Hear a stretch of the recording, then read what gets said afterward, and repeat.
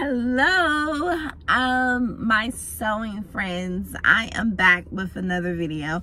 I am in a unfamiliar setting because I used to do car videos all the time, but that has changed drastically. I stopped doing car videos like 10 years ago. But I decided, since I just got a ton of fabric and I know myself, I know once I get home, get relaxed, wash this fabric, put it up, the video probably won't come. So I'm changing, you guys. I am evolving into done not perfect philosophy with these videos. So I am bringing you a car experience of a fabric haul.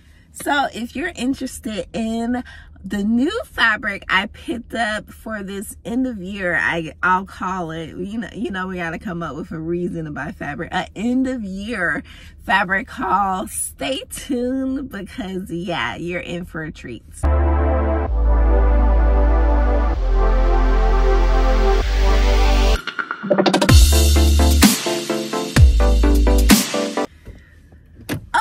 So today I was able to drag my husband with me to Fabric World. If you don't know, for my older subbies, you know I'm located in Atlanta. If you don't know, if you're new here, I'm located in Atlanta. I'm originally from Atlanta.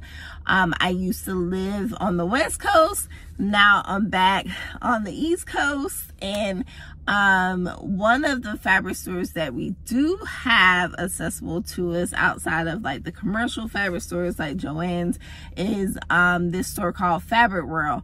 So hopefully I can reference to a Fabric World haul that I did quite a while ago. But Fabric World is what I call the thrift store of fabric stores, because it actually is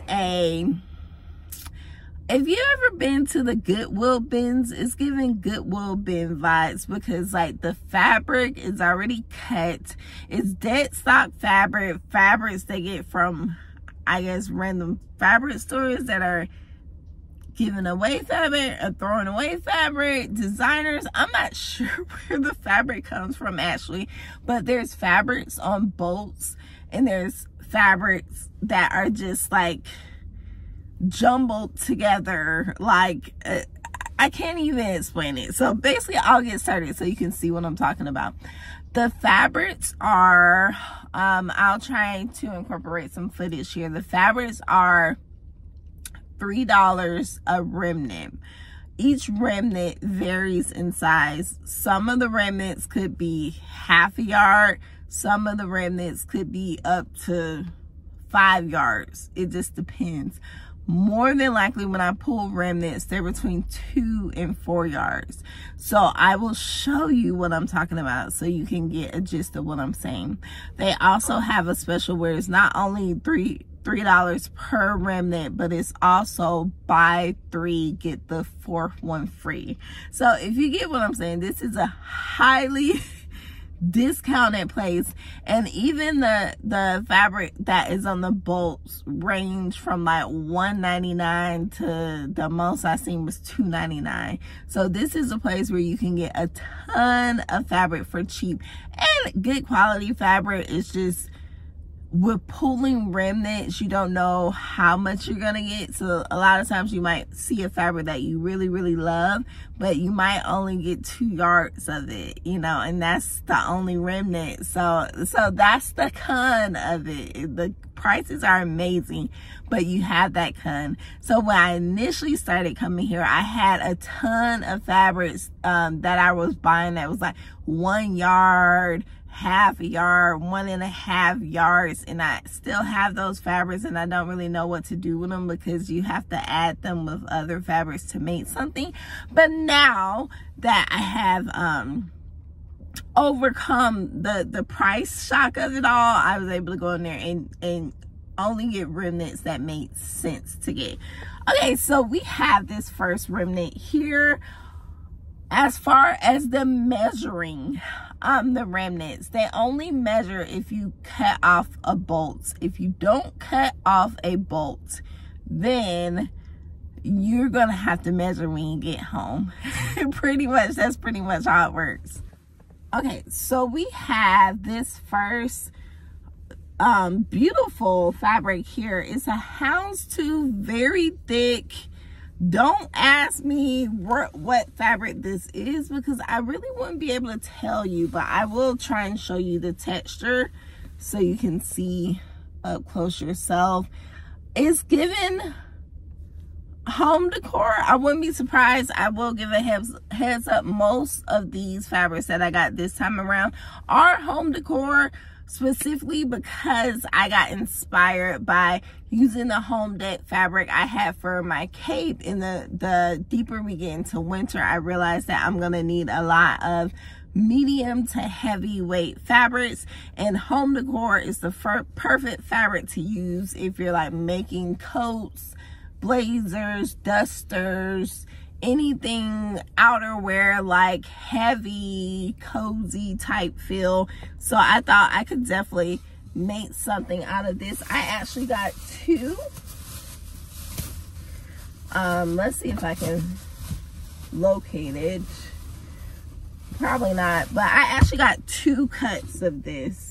So you will notice when you go in there, sometimes you look up and you'll see the fabric multiple times. Like they had like 4 cuts of this. I only got 2 because just eyeballing it, I can tell that each cut was about 2.5, 3 yards. So I was like, if I really wanted to, I can make a suit. That's what I initially thought. I'm like, this would be a dope little suit to make. All right, next we have this fabric. On camera, it doesn't give the appeal that it gives in person, but it actually is a really pretty fabric, reflective. You will kind of see the metallic feel on here, but it's kind of getting muted out because I'm outside. This is a home deck fabric as well. Most of these fabrics are home deck fabrics. Okay, next we have this gorgeous fuchsia fabric. Beautiful fabric. I love how it's fraying off like that. I even thought to myself, if I did make like a duster situation, I could fray it at the bottom so it has the little tassels hanging off. I love how it has that like metallic velvet burnout feel. As I said, this is home decor fabric, so I'm really not sure what they would call each fabric. Is not like you could, you know, say it's poplin or it's lawn or it's, you know, whatever the fabric is. It's just home deck fabric to me.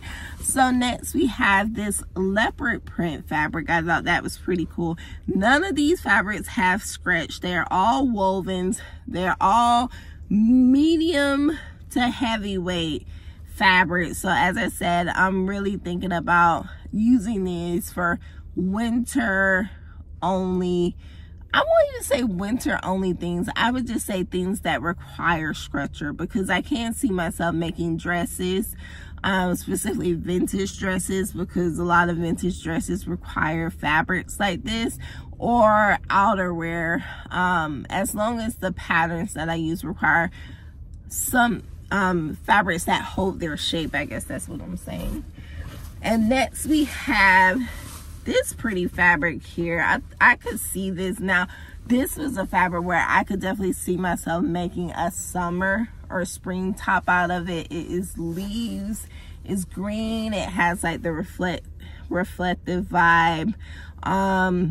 Definitely something that's more lightweight, but still not something I would wear like in the middle of summer. It depends on what I make with it, what type of garment I make with it. Next we have this one, which you can see is definitely very thick. I won't even say thick, just very stiff. And it's just different. It has like speckles throughout in different patterns. It's like kind of varies as you go throughout. The bolt, it's see it gets like to be more speckles right there. So I thought that would be a cool jacket of some sort. All right, and next we have this fabric right here. So even on camera, it looks like a rug. I mean, I could see it probably being used as a rug, but I was thinking of something